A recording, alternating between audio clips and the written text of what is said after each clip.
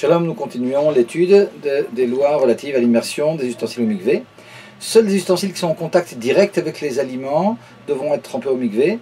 Si toutefois ces ustensiles sont des ustensiles qui sont en contact avec des aliments qui ne sont pas consommables, comme par exemple une pièce de mixeur qui sert à mélanger la pâte du pain, dans ce cas-là, on trempera cette pièce, mais sans bénédiction. On peut envoyer un enfant pour tremper les ustensiles au mikvé s'il a plus de 13 ans, et si c'est une fillette, plus de 12 ans. Ça, c'est pour des ustensiles qui sont en métal, et donc dont l'immersion est, d'après la majorité des décisionnaires, une obligation toranique.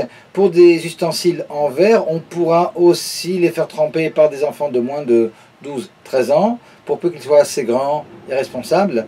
Dans ce cas-là, ils les tremperont avec bénédiction.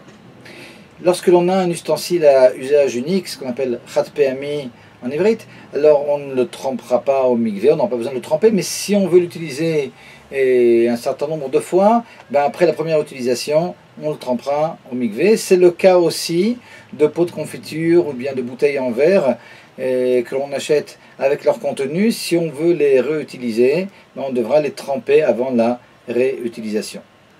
On ne peut pas utiliser, même exceptionnellement, des ustensiles qui n'ont pas été trempés. Ce qui fait que si l'on est invité chez des amis qui ne trempent pas leurs aliments, on ne pourra pas finalement utiliser leurs ustensiles. Si toutefois ils ont cuisiné des mets dans des ustensiles qui n'étaient pas trempés, alors là aussi c'était interdit de le faire, mais malgré tout, ça ne rend pas les aliments impropres à la consommation. Dans ce cas-là, on pourra les manger, mais dans des assiettes en plastique avec des couverts en plastique, évidemment. Certains décisionnaires pensent que les ustensiles qui appartiennent à des restaurants sont considérés comme des ustensiles qui sont loués et donc n'ont pas besoin d'être trempés. Certains ne sont pas d'accord avec cet avis.